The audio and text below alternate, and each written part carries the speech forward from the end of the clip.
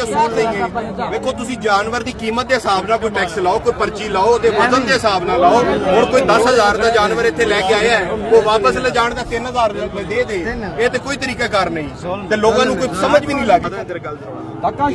ਕੀ ਤੂੰ ਮੈਨੂੰ ਸਾਰਾ ਦੱਸਣਾ ਇੱਥੇ ਚੱਲ ਕੀ ਰਿਹਾ? ਇੱਥੇ ਬੜਾ ਧੱਕਾਸ਼ਾਹੀ ਚੱਲ ਰਹੀ ਹੈ, ਜ਼ੁਲਮ ਹੋ ਰਿਹਾ ਹੈ ਇੱਥੇ। ਜਿਹੜਾ ਜਾਨਵਰ ਬੰਦਾ ਲੈ ਕੇ ਆਉਂਦਾ ਮਜਬੂਰ ਦੀ ਖਾਤਰ ਲੈ ਕੇ ਆਉਂਦਾ ਹੈ, ਚਲੋ ਵਪਾਰੀ ਵੇਚ ਕੇ ਜਾਂਦਾ ਹੈ। ਜਿਹੜਾ ਆਪਣਾ ਜਾਨਵਰ ਲੈ ਕੇ ਆਉਂਦਾ ਹੈ ਉਹ ਵਿਕ ਜਾਂਦਾ ਤੇ ਠੀਕ ਹੈ, 500 ਰੁਪਏ ਐਂਟਰੀ ਲੈ ਲੈਂਦੇ ਨੇ, ਉਹਦੇ ਬਾਅਦ 2,000 ਰੁਪਏ 3,000 ਰੁਪਏ ਹੋਰ ਲੈਣੇ ਨੇ ਸਾਡੇ ਕੋਲ। ਅਗਰ ਵਿਕ ਜਾਵੇ ਤਾਂ ਠੀਕ ਹੈ, ਜੇ ਨਹੀਂ ਵਿਕ ਸਕਦਾ ਤਾਂ ਉਹਦਾ 2,000 ਰੁਪਏ ਵਾਪਸੀ ਦਾ ਪਰਚੀ ਹੈ, 1,000 ਰੁਪਏ ਕਚਰੇ ਦਾ ਮੰਗ ਲੈਂਦੇ ਨੇ। ਇਹ ਕਿਹੜਾ ਅਸੂਲ ਹੈ, ਕਿੱਥੋਂ ਦਾ ਅਸੂਲ ਹੈ? ਕਿਸਾਨਾਂ ਨੂੰ ਮਾਰਨ ਲੱਗੇ ਨੇ। मेहरबानी की जाए, कुछ किसानों का एहसास किया जाए। मतलब जिसके 3-4 जानवर है उसके ना बिके तो 15-20 हजार 20,000 रुपए उसका खत्म होता है।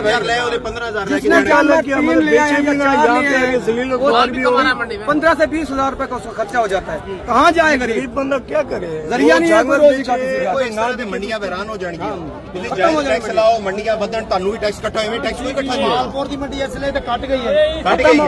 ਇਹ ਸਾਰਿਆਂ ਤੋਂ ਜ਼ਿਆਦਾ ਬਹਾਵਲਪੁਰ ਹੈ। ਮੈਂ ਕਿਹਾ ਇਹਦੇ ਤੇ ਮੈਂ ਆਪਣੇ ਪਲੇਟਫਾਰਮ ਤੋਂ तमाम ਪੋਲਿਸੀ ਮੇਕਰਸ ਨੂੰ ਮੇਰਾ, ਕਿਉਂਕਿ ਹਰ ਜਗ੍ਹਾ ਲੋਕ ਦੇਖ ਰਹੇ ਨੇ, ਇਸ ਚੀਜ਼ ਤੇ ਫੌਰਨ ਨਜ਼ਰਸਾਨੀ ਕੀਤੀ ਜਾਏ ਤੇ ਜਿੰਨੇ ਵਪਾਰੀ ਹਜ਼ਰਾਤ ਨੇ ਤੇ ਫਾਰਮਰ ਹਜ਼ਰਾਤ ਨੇ, ਕਿਉਂਕਿ ਸਾਡਾ ਮੇਰਾ ਲਿੰਕ ਹੈ ਫਾਰਮਰ ਨਾਲ, ਇਹ ਸਮਝੋ ਮਾਲ ਦੀ ਕੀਮਤ ਇਹਦੇ ਨਾਲ ਬਹੁਤ ਘਟ ਜਾਣੀ ਹੈ।